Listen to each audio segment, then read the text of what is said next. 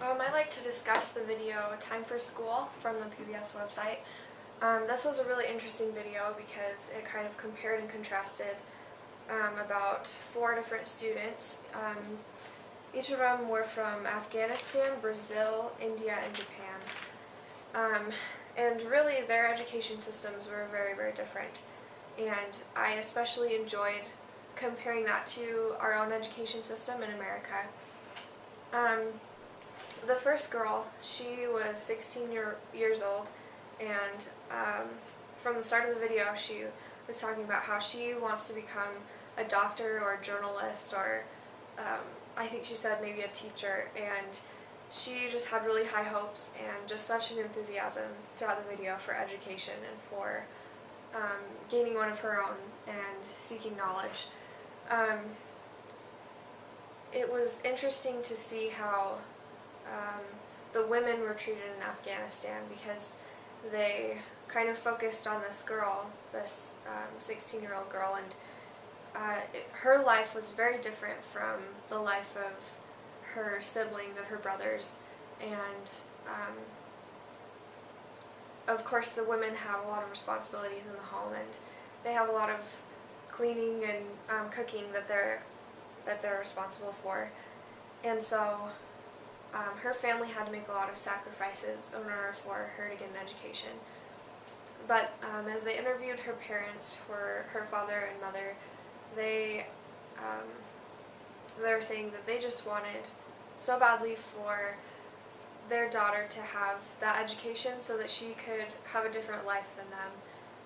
I think that a lot of times those people learn to be happy in their situation, and they're genuinely happy and satisfied with their lives, but they just felt that she could have so much more in her own life, and so they wanted to give her that opportunity. And so, first of all, that's just such a foreign concept to me because I've had an education just given to me. My parents really haven't had to make any sacrifices for my primary education, and so I just found it really humbling, I suppose, because I know how to read and write, and I know basic science and math, and she has this enthusiasm to know those things, but not quite the opportunity that I have. And so it makes me want to take advantage of the opportunities that I do have, especially now that I'm graduated from primary school and I'm going to college. So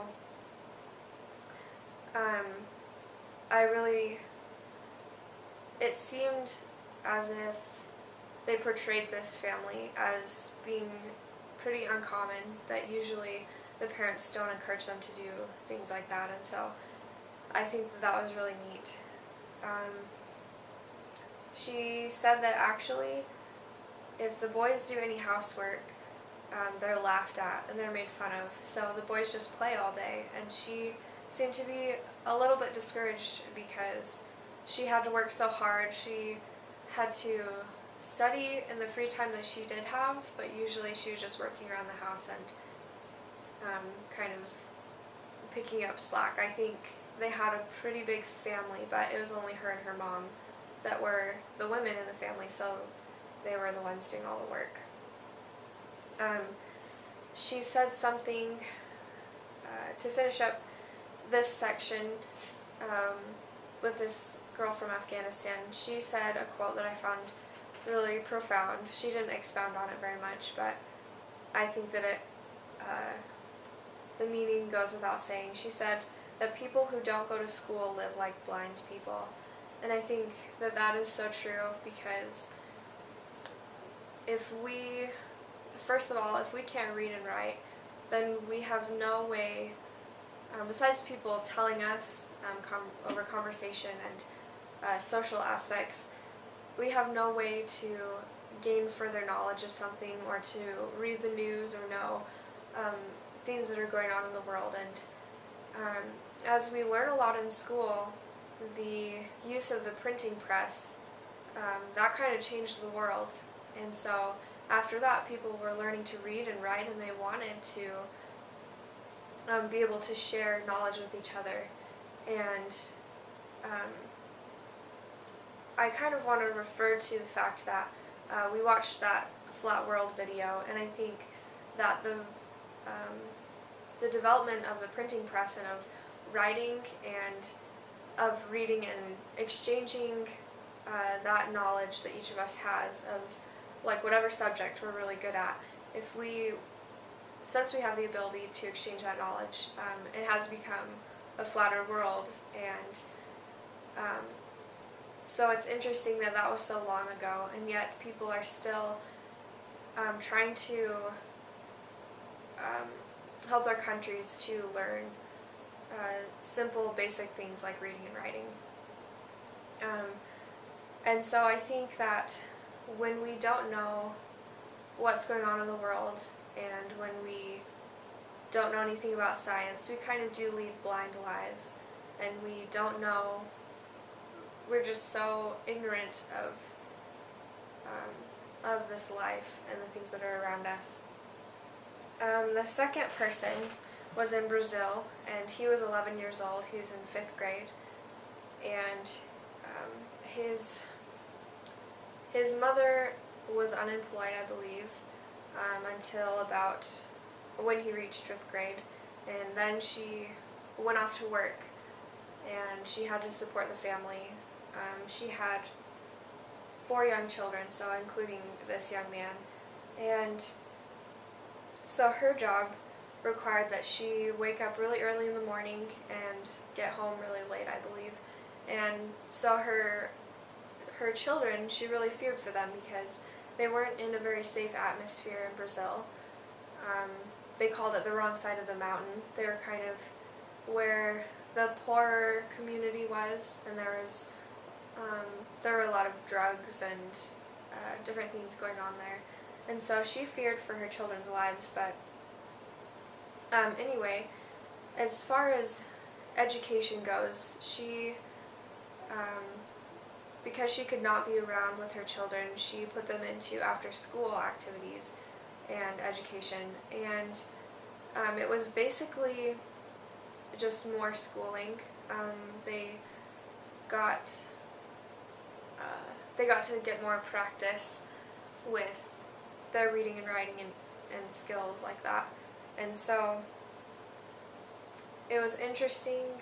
As I was watching the video, I was thinking, wow, like I don't think that I could go to school for that long during the day. I don't think I could go to school and then after school go to an after school like extracurricular kind of thing. And of course when we do that in America, we do sports or, you know, drama, theater, anything. And so but this young man, he really enjoyed it. He was grateful for his education, and he wanted to keep attending school. And they mentioned that he was especially inclined in school, and so he he skipped a grade and just tried really hard to excel in things, and he was always raising his hand and answering questions. And so I think that doing well in school came from his motivation to be, I think he wanted to be a teacher as well. And so that's kind of a pattern that I'm noticing with each of these kids. There was a quote in this section of the film that said, "School is a second home for kids, and for some, it's their first home." And so some of these children, they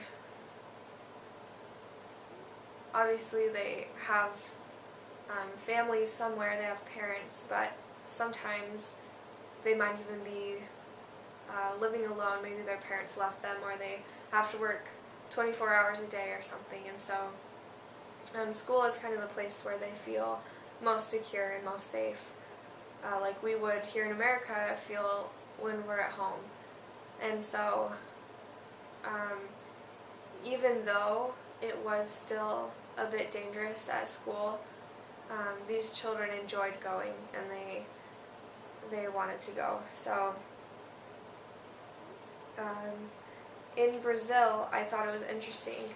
They actually pay families to keep their kids in school, and so it said almost every child is in primary school, and I thought that that was really neat. I don't know exactly how their government works.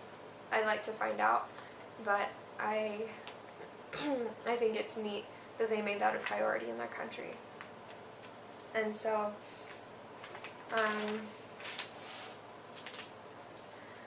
one more thing that was said when they were talking about Jefferson, this boy from Brazil. One more thing they said is that as his mother was watching them grow up and she had to be away working and everything during the day, she feared that her daughter would lean on prostitution maybe, and that her son would get mixed up in selling drugs. And I imagine she feared this so much, not because of her children's characteristics, or it's no judge of character, but I think because they were so poor and they didn't have anything, her children would feel like they needed to do that to survive and to help their family and their mother. And so she was actually she was very supportive of their education as well, and I think that she was putting all of her children through school. And so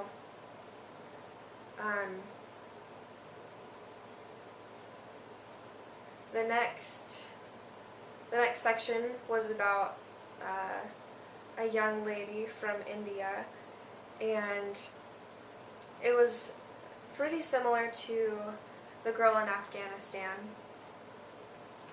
She, first of all, it said that in India, many of the children in school, there are a lot of them that are able to attend, but they don't learn reading and writing and basic math. I'm not sure, they didn't expound on that, so I'm not sure what kind of things they do learn when they're in school, if they're not learning those things. But let's see, as far as this young girl goes, she was the one who had to go to school at night, and during the day she would work for her family. And I believe they had a lot of cattle, and so she was always taking care of them. She had a very positive attitude, which I thought was super neat. So she was also very grateful for her education. And she wasn't really able to receive as much as she wanted to, because when she was doing night school, something happened at home, and so she had other obligations and she had to drop out of night school.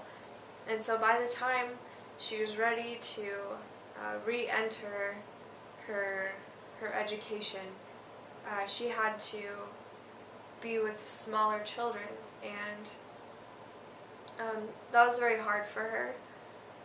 And so I think in the end she ended up dropping out again, because the smaller children would make fun of her and they wouldn't want to.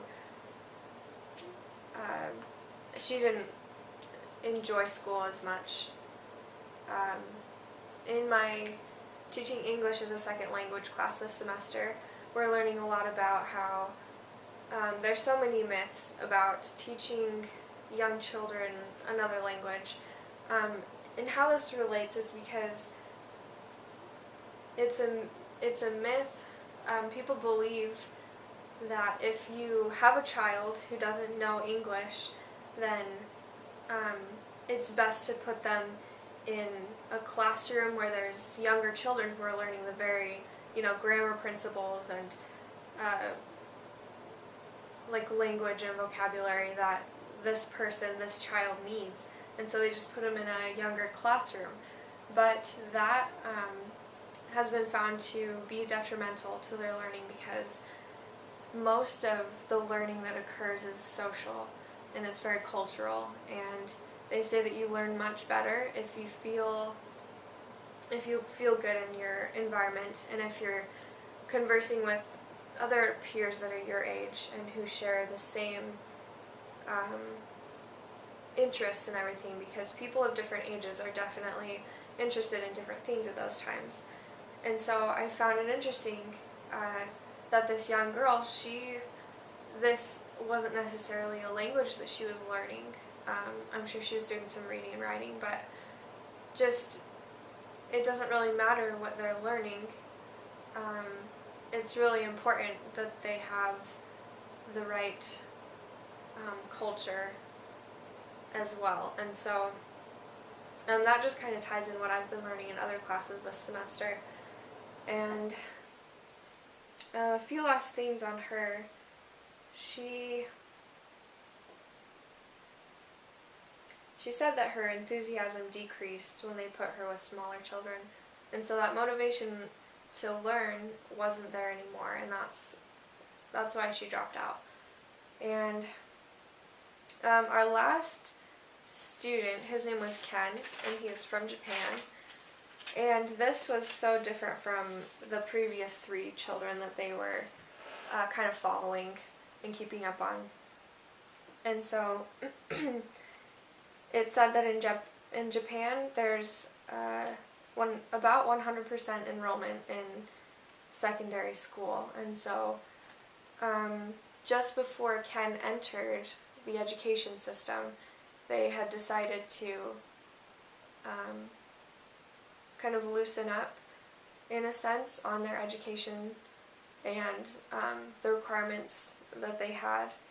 They said that a lot of children were feeling overwhelmed, and of course Japan has been known to have one of the best education systems, and that their children are just very well, they're very knowledgeable, and they know math and science and all those basics. They know them very well, and they've been taught for a long time.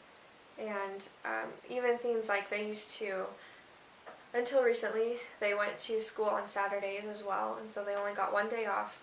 And on top of that, they had longer school days. And so that was a lot of responsibility for the children. And so when they changed that, that was about when Ken started school there. And he made it a point, or his parents made it a point, to put him in other activities after school and make sure that he was really involved. And I think that that's very important in education, to have other things that you're trying to balance as well, because if you're just focusing on school, they teach us here at school at BYU Idaho that it's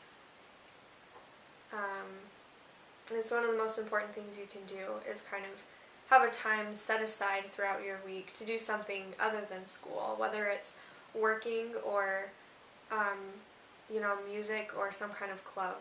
I think that they do better that way. And so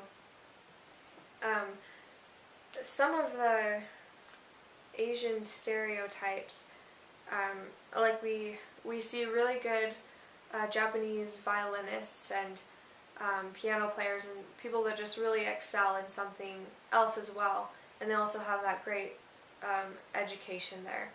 And I'm sure there are exceptions, but for the most part, I think that they have that really good mentality that you should do something else aside from your schoolwork.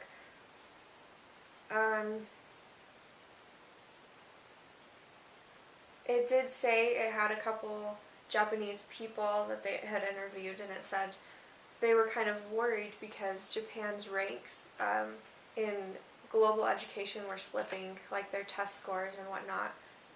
And but I believe they're still at the very top, and so I think that it's kind of a trade-off. I think that even though they're slipping down, they'll probably remain as one of the top educational systems, and I almost think that it's better this way, because then the children have time to do other things, and they can work on other skills that maybe they haven't had the opportunity to in the past. So kind of to sum things up, it's just the education systems around the world are so different, but they're obviously very important no matter where you are. And although there are certain responsibilities that these children have, especially the ones in the poorer countries, they have responsibilities to their families and everything, but I think that the programs that we are trying to bring to other countries are really great, trying to get them education and everything, and I almost think that sometimes that's more important than health and solving world hunger. I mean, it's important to obviously to have food, but I think that once that education system is set up in countries, I think that people will begin to be more successful, and they'll be able to create certain systems in their country to maybe solve their own hunger and be able to provide for themselves better. And overall, I just thought this was a really interesting video, and that we should all take into account kind of the mindset and, like I said, the enthusiasm that these children have, because the reason that we are here is really to learn and to gain knowledge, and no matter what we are gaining knowledge of, I think that it is a true principle that we gain satisfaction and joy from being enlightened. So that's all I have for you.